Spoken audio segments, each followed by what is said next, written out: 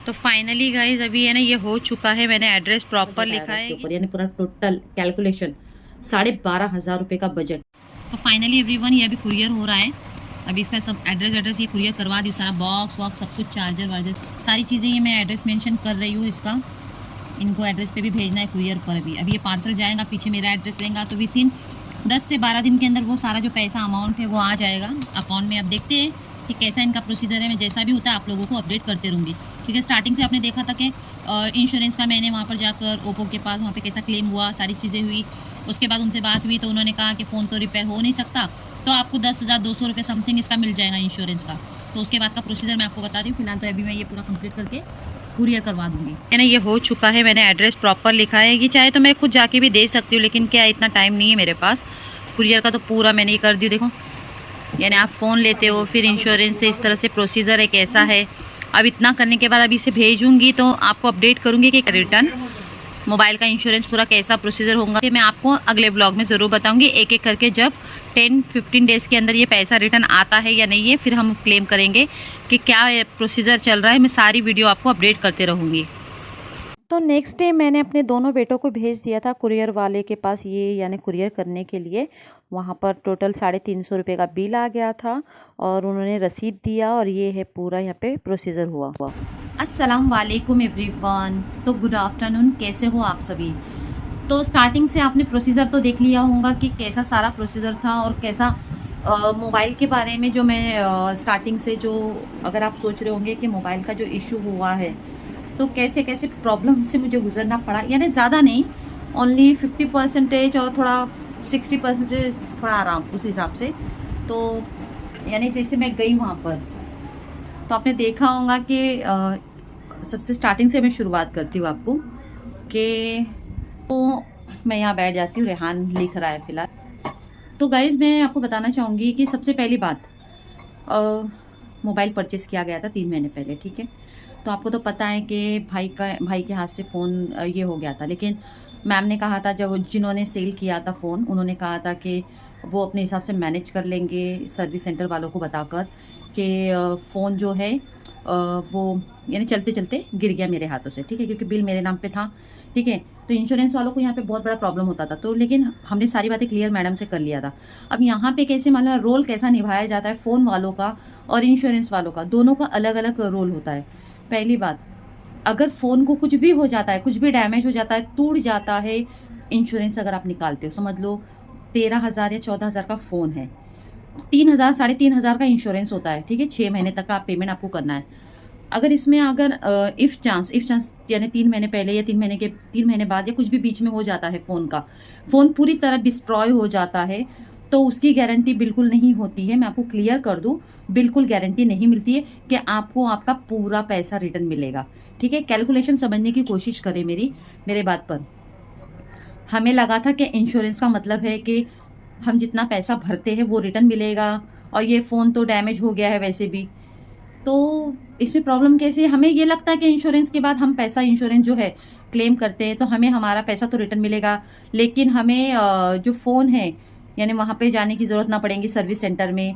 और उसी के साथ ही साथ जो आगे का ईएमआई है, जो मोबाइल के लिए हम लोग सोचते हैं कि पेमेंट करे, तो हम सोचते कि चलो आगे का, क्योंकि फ़ोन आपके हाथ में नहीं है, अगर 1 महीना भी अगर आपके हाथ में नहीं हो तो उसका ईएमआई आपको भरना तो कंटिन्यू पड़ेगा, क्योंकि जो मोबाइल वाले स्टोर है उनका रोल अलग है इसके अंदर और सर्विस वालों का रोल अलग होता है। अब मैं आपको बताती हूँ शुरुआत से कैसे सिचुएशन से मेरा जो सिचुएशन हुआ है। एक्चुअली मेरी तबीयत ठीक नहीं है, फिर भी मैं आपको बता रही हूँ, देख सकते हो मेरी आंखों से समझने की कोशिश करें, मेरी बहुत तबीयत खराब है। तैबा तैबा कुर्सी लाना बैठने के लिए। तो मैं ज़रा आपको बैठे बैठे समझाती हूँ, क्योंकि मेरी तबीयत ज़रा मुझे चक्कर आ रही है, क्या करूँ। आई होप सो कि आपको वीडियो पसंद आ रही होंगी गाइस, कि आप लोगों को सारे वीडियोस बराबर मिले होंगे। मैंने जितनी भी रेसिपी, जग्गू दादा की रेसिपी अपलोड की हो, और साथ ही साथ जो मोबाइल का क्या इशू हुआ था और कैसे गई मैं, कैसा क्या हुआ, सारे स्टेप से तो आप समझ ही गएंगे। तो चलो मैं थोड़ा बैठती हूँ यहाँ पर और फिर आपसे बात करती हूँ, थोड़ा पैर लंबे करके, अपना ही घर है ना इसलिए। तो जाओ, ये भी अलग से परेशान। तो मैं कहाँ थी गाइस। हाँ, हमें लगता है कि इंश्योरेंस निकालने के बाद एक थिंकिंग मैं बता रही हूँ, हम सोचते हैं फ़ोन डैमेज हो जाता है, कुछ भी हो जाता है फ़ोन को, तो क्लेम करने के बाद हम बाकी का ईएमआई नहीं भर सकते, यानी क्योंकि आपके हाथ में फ़ोन नहीं है, तो फ़ोन तो टूट गया है, अब उसका ईएमआई का इशू। तो ये दोनों दोनों पार्ट अलग है। सबसे पहली बात, जब फ़ोन का मामला ऐसा हुआ तो कस्टमर केयर से बात हुई, यानी जो मेन है वहाँ से बजाज वालों से, ठीक है, सर्विस सेंटर वालों से मेन। तो उन्होंने कुछ क्वेश्चन किया मुझसे कि आपका फ़ोन कैसे टूटा। तो मैडम ने बोला था कि आप XYZ इस तरह से बता दो कि चलते चलते गिर गया, हाथ से छूट गया और गाड़ी के नीचे आके पूरा टूट गया, क्योंकि ऑलमोस्ट साइड में इमेजेस देख सकते हो आप, पूरा जो टूट के यानी पूरा चकनाचूर जैसी हालत हो गई थी, क्योंकि गाड़ी भी चले गई थी उसके ऊपर से, और बहुत बुरी तरह हालत थी उस मोबाइल की, बनने का कोई चांस भी नहीं था, ठीक है। तो अभी ऐसा हो गया, तो मैं गई थी वहाँ पर मोबाइल शॉप वालों के पास पहले कि ऐसा ऐसा इशू है, क्या करना है आप बता दो आगे का भी। तो उन्होंने मुझे कहा कि अभी आपको ये फ़ोन को लेके जाना होगा वाशी के सर्विस सेंटर के पास, या वाशी जाओ या कोई भी आसपास में नियर में कोई भी ओप्पो वाला हो या वीवो वाला, जो भी आपके फ़ोन का मॉडल होगा वो सर्विस सेंटर में जाना होगा। वहाँ से आपको जो कैलकुलेशन है, जैसे कि आपके फ़ोन में कितना काम है, यानी कितना खर्चा लगेगा इस फ़ोन के अंदर बनाने के लिए, उसका पूरा एक कैलकुलेशन लेके आना पड़ेगा आपको, जो उन लोग ही देते हैं। यानी सोचो इतनी वहाँ पर जाना, यानी इतने भागदौड़ में अपने को जाना, काश इन लोग ये थोड़ी सी ईज़ी कर देते थे कस्टमर के लिए कि फ़ोन खुद ही यहाँ से अगर उन लोग ट्रांसफ़र करवा देते, थोड़ा एक बोलते ना वैल्यू बढ़ जाती थी ओप्पो वालों के लिए और वीवो वालों के लिए, कि अगर वहाँ से कोई आता लेने के लिए फ़ोन और वहाँ से खुद ही उन लोग प्रोसीजर करते ना, तो एक थोड़ा बेस्ट बेनिफिट होता था। लेकिन खैर, हमारा मोबाइल है, अपना मोबाइल है, तो अपने मोबाइल की तकलीफ़ तो आप जानते हो, अपने को ही देखना है। तो जैसे तैसे करके मैंने मैम से बोला ठीक है। तो 3-4 दिन तो मैं बीमार ही पड़ गई थी। तो भाई ने बोला था कि मेरे को टाइम नहीं, मेरे को टाइम नहीं। तो मैडम से भी मैंने बोला था कि मैडम किसी और को भेजूँ तो चलेगा? तो मैडम ने बोला था ठीक है भेज दो, चलेगा। लेकिन कैसा है, अगर हम ऐसा भी उनके कहने पर चले जाते और दूसरे को भी उन लोग अगर वो देते ना कैलकुलेशन करके कि हाँ ये पेपर 2 लेटर दिए उन्होंने ओप्पो सर्विस सेंटर से कि इतना इतना बजट इसका आने वाला है। तो वहाँ जाने के बाद कैसा है, 1 घंटा तो मोस्टली 1 घंटा लगता ही लगता है आपको सबसे। तो ठीक है, तो जैसा तैसा करके 5वां दिन भी आ गया। अभी 5वां दिन आने के बाद मैडम ने फ़ोन किया मुझे कि आप लोग गए नहीं, क्योंकि जितनी जल्दी आप प्रोसीजर करेंगे उतनी जल्दी आपको पैसा भी रिटर्न मिलेगा, और अगर फ़ोन बनने का चांस होगा तो वो फ़ोन भी बना के दे देंगे, ठीक है। आप नुकसान और फ़ायदा दोनों तरफ से समझने की कोशिश करना। तो अभी तक के 3 महीने की किश्त भर चुके थे, ठीक है, 3 महीने की किश्त, यानी समझ लीजिए 25 रुपये मंथली का भरना है। और स्टार्टिंग में जो अमाउंट भरा है हमने, यानी 3200, टोटल 3200 स्टार्टिंग में दिए, और 2500 3 EMI गए थे, ठीक है।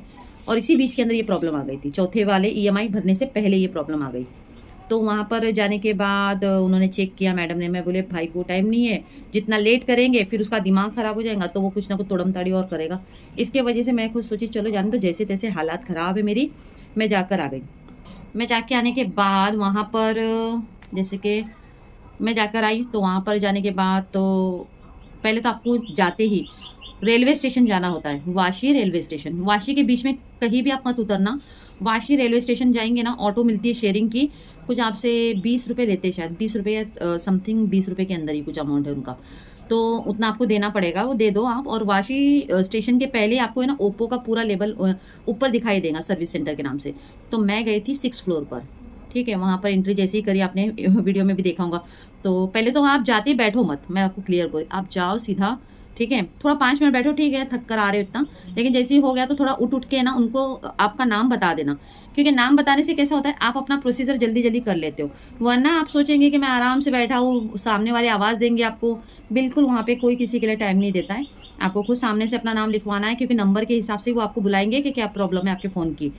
तो वहाँ पे गई मैं, लगभग मैं कितने बजे निकली घर से मैं बता देती हूँ। सुबह मैं निकली हूँ और दोपहर के टाइम निकली 12:30 बजे, बिल्कुल चाय पानी कुछ भी नहीं, वैसे ही निकली, हाथ पैर ऊपर से काँप रहे थे, क्योंकि बीमारी में इंसान होता है ना तो कहीं जाने का दिल नहीं होता है, और इतने हाथ पैर काँपने, यानी मुझे कैसा है थोड़ी एंजाइटी हो जाती है, और जब का दूर का ट्रैवल आ जाता है ना तो हाथ पैर काँपने लग जाते।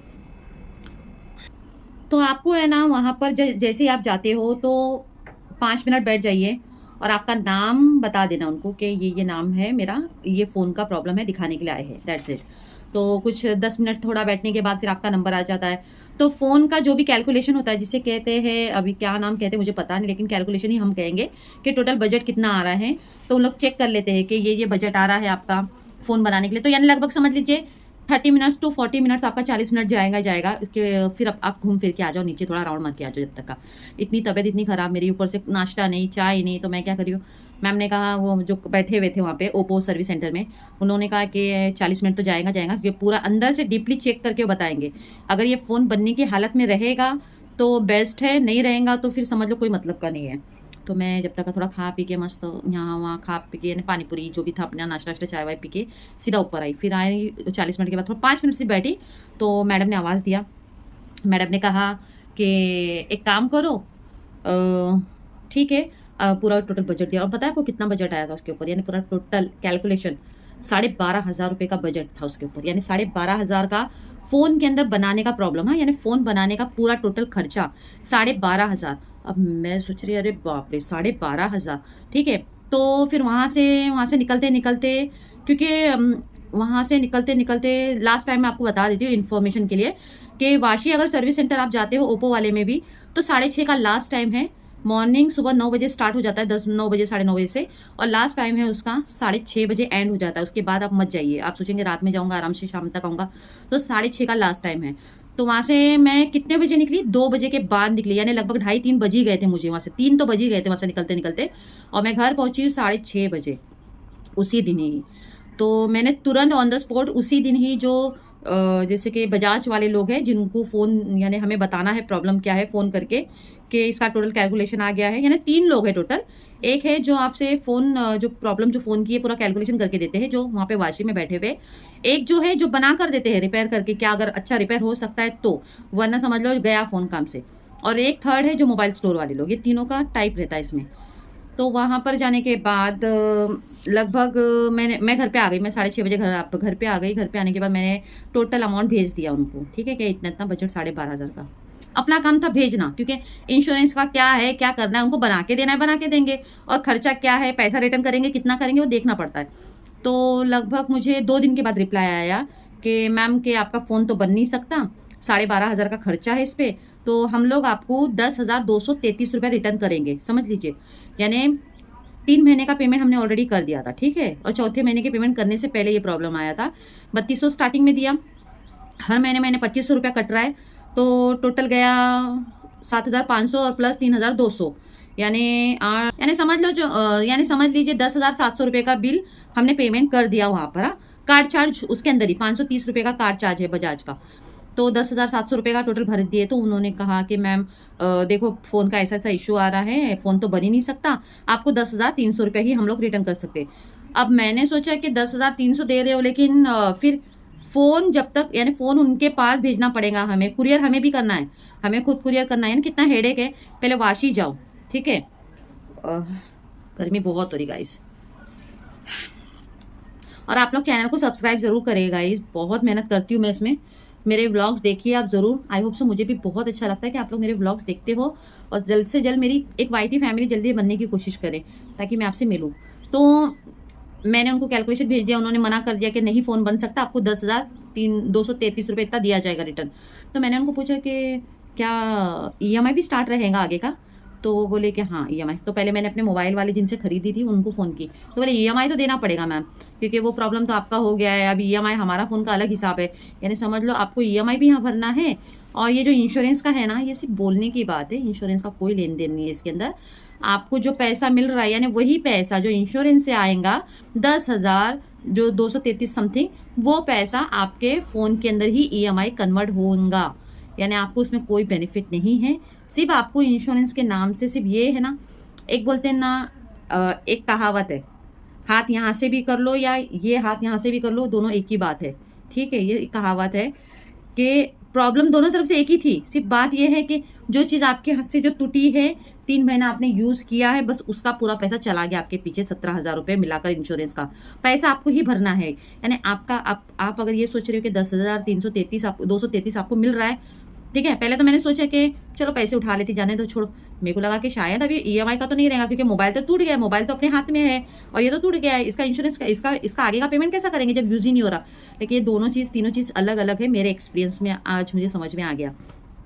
तो फ़ोन बहुत सावधानी से यूज़ करो, ठीक है। आप लोग सभी बहुत केयरफुली, एकदम बच्चे की तरह उसे अच्छी तरह से केयर करो, अपनी एकदम साफ सुथरा रखो, और बिल्कुल गिरने का बिल्कुल चांस मत दो, मैं तो क्लियर बोल रही हूँ आपको। तो वहाँ से उन्होंने कहा कि आपको कुरियर, मैंने एक दिन का टाइम लिया कुरियर। मैंने उनको ये भी बोला कि पैसा कितने दिन में रिटर्न आएगा, तो उन्होंने कहा कि मैम आपका पैसा जो है वो 4 से 5 6 दिन में आ जाएगा। तो तब तक का मैंने सोचा चलो जाने था, इस प्रोसीजर में इतना टाइम हो रहा है, जा रहा है टाइम, तो उससे अच्छा एक फाइनली एक सोच के लिए मैंने डिसाइड कर लिया कि जाने दो, अभी जो हुआ सो हो गया। फिर भाई से भी बात करी कि तेरा ऐसा तो फ़ोन बनने वाला नहीं है, तू रखेगा भी और उन लोग बना के दे रहे नहीं है, तू खुद बनाने जाएगा तो यहाँ तेरा पैसा लगने वाला है, वो इंश्योरेंस उन लोग को क्लेम करके कोई मतलब नहीं फिर इतना प्रोसीजर करने के बाद। तो finally I had to decided कि मैंने फिर उसमें कुरियर से खुद ही पैकिंग की, जैसे स्टार्टिंग वीडियो में आपने देखा होगा, मैंने खुद पैकिंग की हूँ और उसे कुरियर उसी दिन करीब कितना बिल आया मालूम है आपको, कुरियर करने का भी वो भी पैसा हमारी जेब से जाने वाला है। 350 से लेकर 400 रुपये समझ के चलो आपका जाने वाला है। मेरा 350 रुपये लिया कुरियर से भेजने के लिए, क्योंकि वजन इतना हैवी होता है ना कुरियर से। तो सैटरडे के दिन मैंने उसे कुरियर करवा दिया, ठीक है, सैटरडे के दिन करवा दिया, उनको वहाँ पे रिसीव हुआ, ट्यूसडे के दिन रिसीव हो गया। और एड्रेस आपको बता देती हूँ, बोरवली का एड्रेस था उस पर। तो वहाँ पे ट्यूसडे के दिन उनको रिसीव हुआ।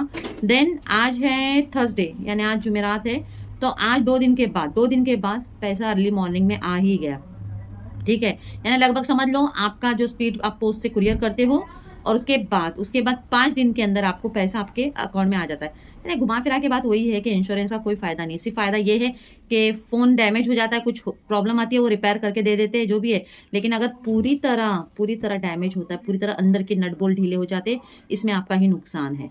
तो फ़ोन बहुत केयरफुली यूज़ करो, अच्छी तरह से यूज़ करो, आप लोग सभी ऐसा समझ के यूज़ करो कि बिल्कुल आप अपने जो चीज़ों को रखते हो बहुत अच्छी तरह से वैसा रखो ताकि कोई नुकसान ना हो। तो इस तरह से हुई पूरी जर्नी मेरी वहाँ से आने तक का पूरा स्टार्टिंग। देन फिर बीच में व्लॉग भी बन नहीं पा रहे थे, तो मैंने सोचा चलो सब व्लॉग को फटाफट अपलोड करते जाओ। तबीयत तो आप देख रही होंगे, मेरे आंखों से समझ में आ रहा होगा कि तबीयत मेरी कितनी ख़राब है। अभी भी इतनी वो है ना कि डॉक्टर से दवाई लेके चल रही है, दवाई तो चालू ही है, मेरी मेडिसिन चालू है उसके ऊपर। और ऊपर से दूसरी बात तो अभी तैयबा भी घर में है और फिर उसे छोड़ने भी जाना है, मुझे रिटर्न मुझे ही जाना पड़ेगा क्योंकि 2 हफ्ते है, उसे 2 हफ्ता रख रही हूँ मैं, क्योंकि अभी नेक्स्ट वीक तो नहीं छोड़ने दूंगी, उसके 2 हफ्ते बाद यानी मंडे के दिन जाऊंगी छोड़ने के लिए इंशाल्लाह। तो ये रही पूरी जर्नी, कैसे क्या हुआ, कुछ हुआ। देखो इंश्योरेंस निकालो, मैं तो कहूँगी निकालो, लेकिन मोबाइल की इतनी बुरी हालत तक मत रखो उसको। थोड़ा जो भी नॉर्मल ख़राब होता है ठीक है, उतना पूरी तरह अगर डैमेज हो जाता है तो समझ लो नुकसान आपका ही है, ये तो समझ के चलो। तो गाइस इसी तरह से पूरी सिचुएशन हो गई थी, यानी आना जाना सब ट्रैवल। हमें जितना लगता है कि मोबाइल लेना 17,000 खरीदो, 20,000 खरीदो, 30,000 का खरीदो, जब तक आप चीज़ों की वैल्यू नहीं समझ पाएंगे, जब तक आप चीज़ों की इज्जत नहीं करेंगे ना, तब तक कोई मतलब नहीं होगा, आप बिल्कुल नहीं समझ पाएंगे। क्योंकि मोबाइल ऐसी चीज़ है जिसमें आपको इज्जत करना ज़रूरी है मोबाइल की। तो बस दैट्स इट। मेरे पास भी जो मोबाइल है, लेकिन मैं बहुत ध्यान देती हूँ, मैं बिल्कुल मेरे बच्चों को हाथ लगाने नहीं देती हूँ, क्लियर बता रही हूँ आपको, बिल्कुल उन लोगों को बोलती हाथ ही नहीं लगाना, क्योंकि पूरा जो काम है वो फ़ोन के ऊपर है। और अगर आपका कुछ सिचुएशन में फ़ोन ख़राब हो जाता है, फिर बनाने दो, वो कब लौट के आएगा 1 हफ्ते के बाद, तब तक अपना काम पूरा रह जाता है उसमें। इस वजह से मैं ज़रा भी रिस्क नहीं लेती, ना बच्चों को देती हूँ, बोलती हूँ बैठे रहो, हाथ नहीं लगाना फ़ोन को। तो ऐसी चीज़ें। अब रेहान तो आया है 11 साढ़े 11 बजे स्कूल से, उसके कॉलेज से आ गया है, असद गया है स्कूल। और बस यही रही जर्नी मेरी पूरी, पूरा जो आपको प्रोसीजर समझा दी। और एक चीज़ आपको बताऊंगी, कोई भी चीज़ है ना, कोई भी फ़ोन खरीदते टाइम आप रिकॉर्ड करके रखना ज़रूर, आगे चल के कमिटमेंट चेंज होने के बहुत चांसेस होते हैं।